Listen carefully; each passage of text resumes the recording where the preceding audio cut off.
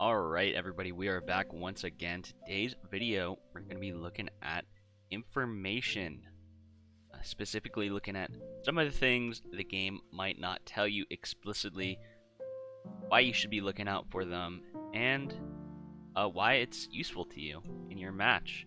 So, starting off with a bit of overview. Obviously, finding out your opponent's movesets is very valuable. You know, if you find out something early in a match about your opponent's various moves, then that can go a long way in informing what you should do in future turns.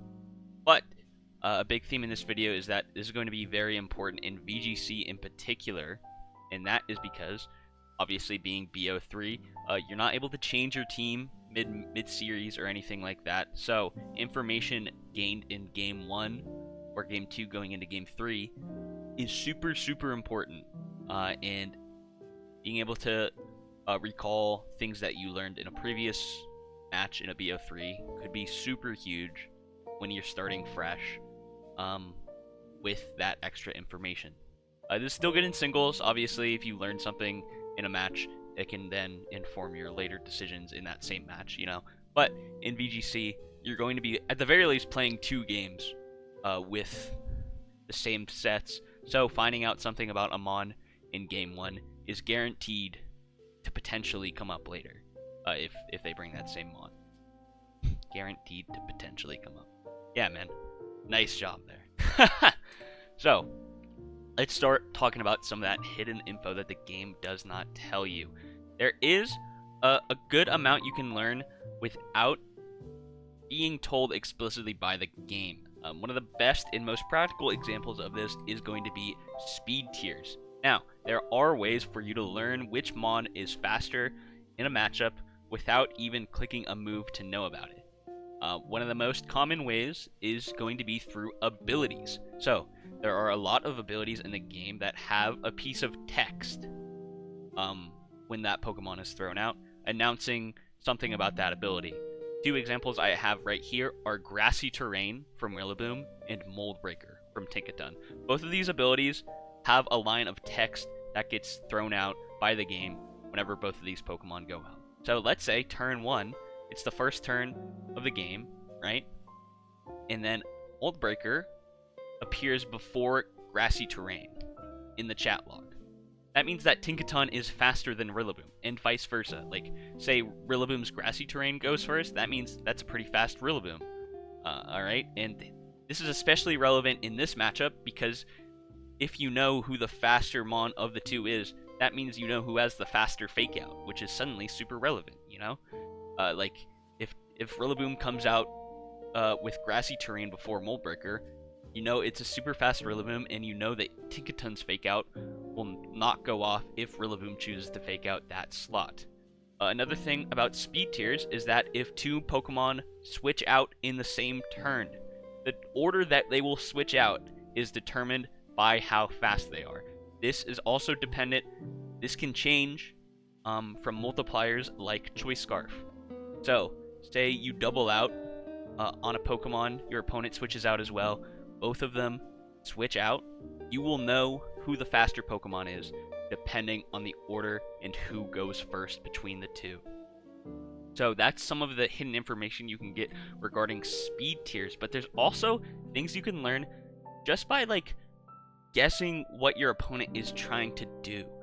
There's a lot of times where your opponent is going to do something that might seem like slightly weird, but it's actually revealing a little bit of information as to what their Pokemon actually are. A common example of this is going to be you kill one of your opponent's Pokemon, they send out something slower than what you have out and something frail, you know, generally a losing matchup for them. But hey, maybe this is a good opportunity to see if they are Choice Scarfed or something like that. Like, they're probably not just throwing something out to die for fun, right? There's a good chance that they have some intent behind what they're doing, and even though Choice Scarf might not have been revealed yet, you know, you can probably take an educated guess that, yeah, they're actually faster than me, and they're actually trying to revenge me instead of just throwing away a Pokemon for free. Another way that you can get some of this hidden information, quote unquote, is through the damage calculator. The damage calculator is super good if you plug in numbers. Say you throw out a move and the opponent's Pokemon takes 35% from it. Let's just say hypothetically. You know exactly how much attack EVs that you have in your Pokemon, and you should know from that how much that specific damaging move should be doing. Should it be higher than 35%? Okay, well that means that your opponent has a lot of bulk. Like, are most sets taking around 35?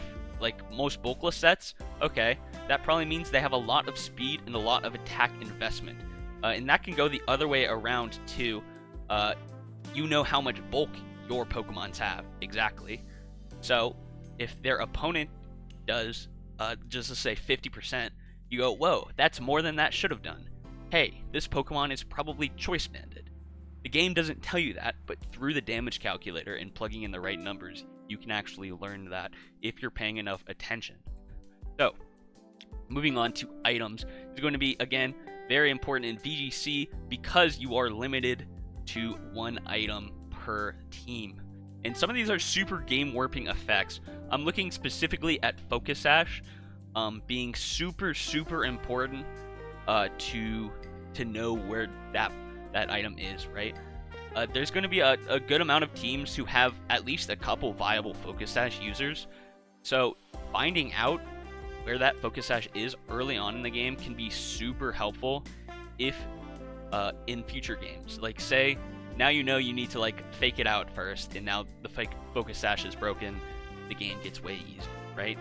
And because there are only one item per team, if you know exactly where the items are in game one, it can be super helpful for your future success in the BO3.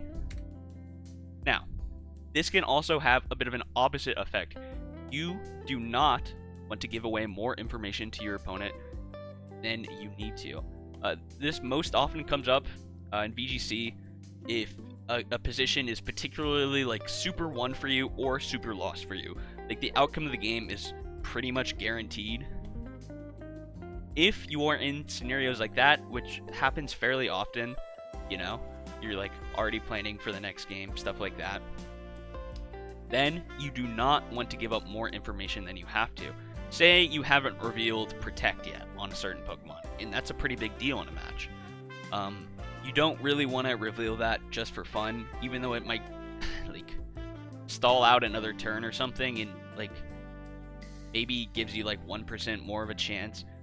There's a good argument to be made that actually concealing that super important information will be way better for you in the long run in the BO3 if you hide that from your opponent and you make sure that they do not know whether or not you have it. Again, we just talked about how powerful some items can be. Alright, so if you're not forced to reveal certain items from your opponent, then you probably shouldn't. Again, we already talked about stuff like Choice Scarf is super game warping.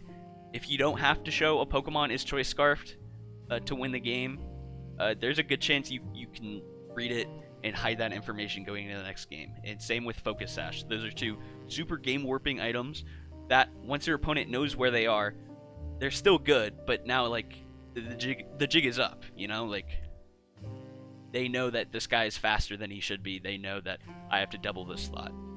So while it is powerful, regardless of whether or not they have the information, they are way more powerful if you have that surprise factor still.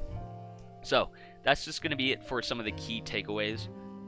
If there's one practical thing I could give, it's that note-taking is super useful, especially if you're starting out in VGC.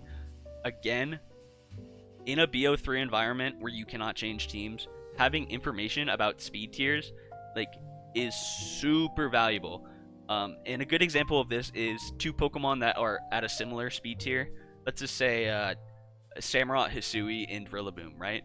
If you know which one of those is faster, right, you can write that down. That's going to be a relevant speed tier. And it's something, depending on the spreads of the Pokemon, could change to be either way. Usually it's probably going to be Samurott, but like say it's very notable if Rillaboom U-turns out faster than Samurott, right? That's a very fast Rillaboom. That's something that is important and can inform you in future games. So yeah, it's great to just take notes. If you know what item Pokemon is, if you know their set, write that down. You can look back at it in future games in the BO3, and it can go a super long way. Again, we talked about using the damage calc to try and suss out certain spreads from the opponent. And once you know the spreads, you can make way better calcs, and it can be super helpful.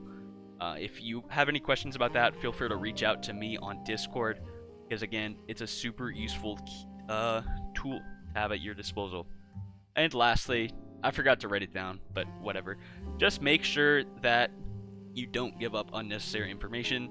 The surprise factor in Pokemon is super good, and giving up more than you should could end up hurting you in a potential BO3 series. But that is going to be all from us today. Thank you very much for watching, and see you in a little over a week for the draft.